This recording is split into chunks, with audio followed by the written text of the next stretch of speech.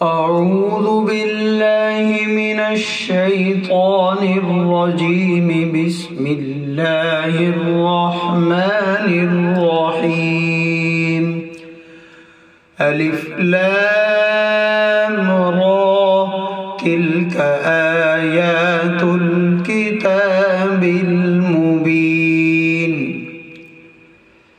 الف لام را، یہ اس کتاب کی آیتیں ہیں جو حق واضح کرنے والی ہیں۔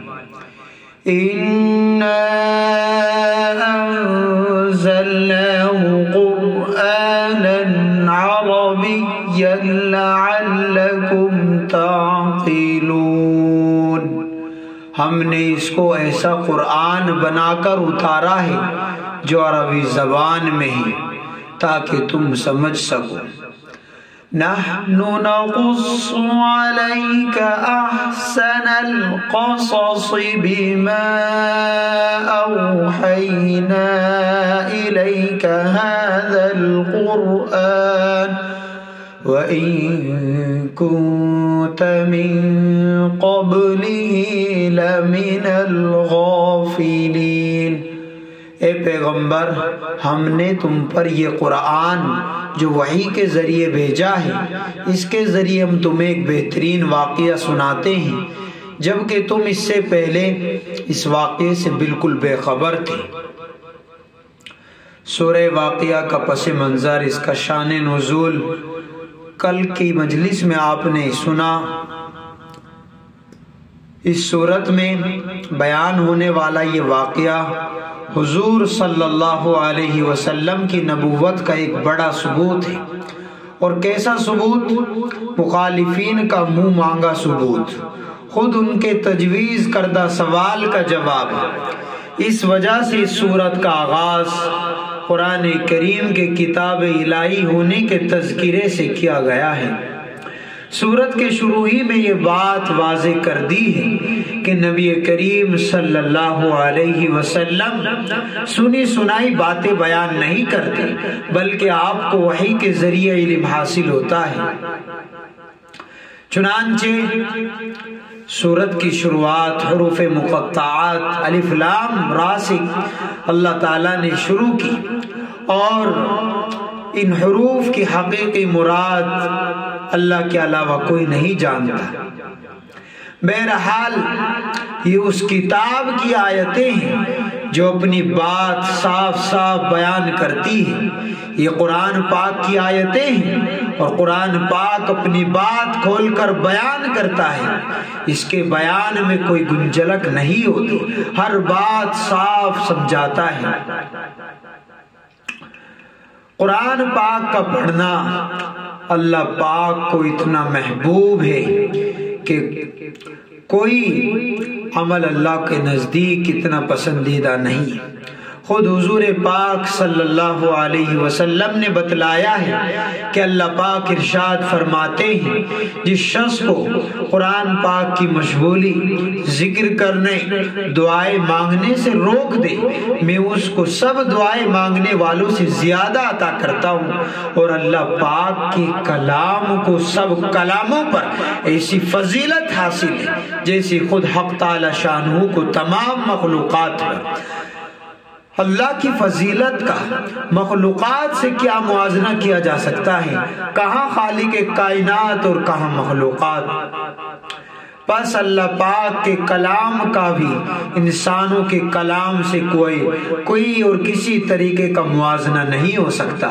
اللہ پاک کا کلام یہ تو کلاموں کا بادشاہ ہے۔ حضور اکرم صلی اللہ علیہ وسلم نے ارشاد فرمایا کہ قرآن والو، قرآن پاک کو تکیہ نہ بناؤ، شب و روز اس کی تلاوت ایسی کرو جیسا اس کا حق ہے۔ کلام پاک کی اشاعت کرو، اس کو پھیلاؤ اس کو اچھی آواز سے پڑھو، اس کے معانی میں تدبر اور تفکر کرو تاکہ تم کامیاب ہو، اور اس کا بدلہ اس دنیا میں طلب نہ کرو کیونکہ اس کے لیے آخرت میں بڑا اجر ہے۔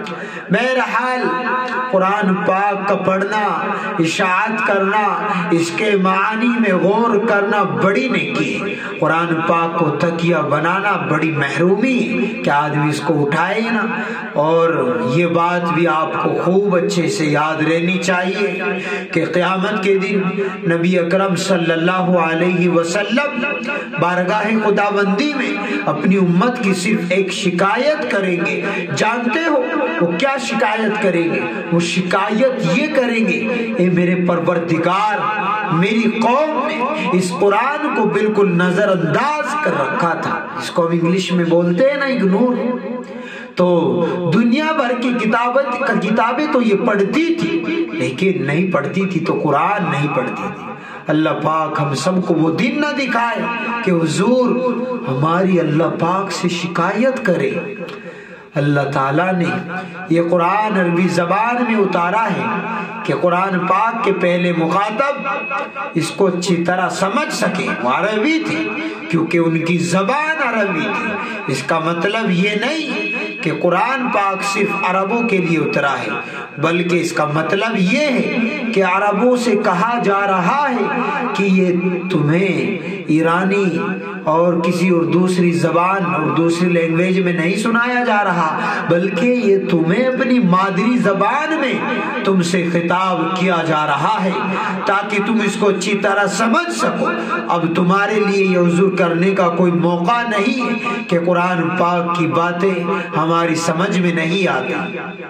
یہاں بعض لوگ حقیقت کو سمجھے بغیر اس قسم کی آیتوں کو دیکھ کر عربی لعلکم تعقلون کہ اعتراض کرنے لگ جاتے ہیں کہ قرآن پاک تو صرف عربوں کے لیے ہے، حالانکہ حقیقت یہ ہے کہ سورۃ الجمعہ میں رسول اللہ صلی اللہ علیہ وسلم کی امت کو دو حصوں میں تقسیم کیا ہے۔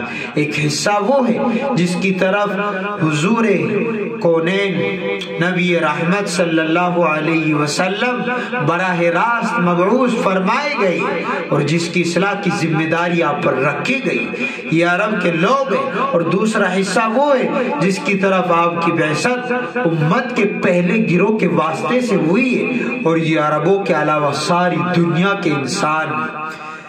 بہرحال میرے محترم بزرگوں اور دوستوں، انسانوں کی ہدایت کے لیے جب بھی وحی نازل کی گئی ہے تو وہ انسانوں ہی کی کسی زبان میں نازل کی جاتی ہے۔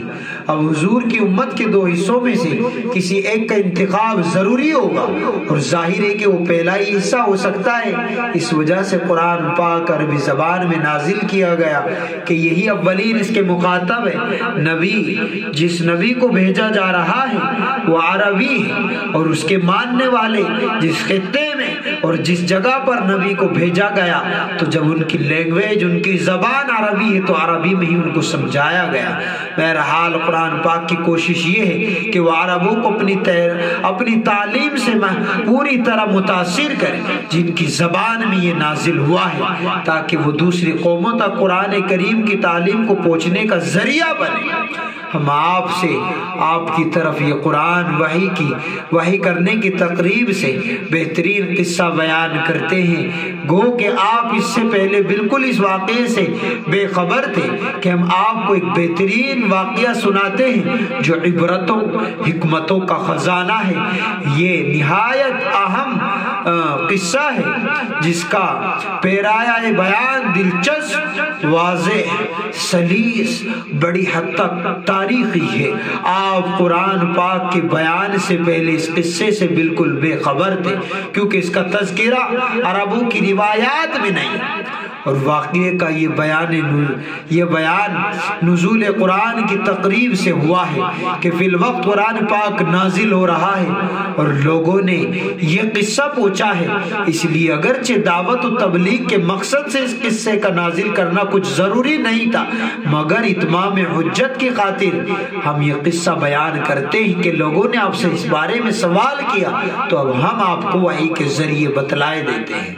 اللہ تبارک و تعالی یہ ان 3 آیتوں کا پس موٹا سا مطلب تھا۔ خدا سے دعا ہے کہ اللہ تعالیٰ قرآن کی برکت سے، رمضان کی برکت سے ہمارے سب مسئلوں کو حل فرمائے، ہمارے فلسطینی بھائیوں کی قدم قدم پر مدد و نصرت فرمائے۔ اللہ تبارک و تعالیٰ مجاہدین کی مدد اور ان کو کامیابی عطا فرمائے۔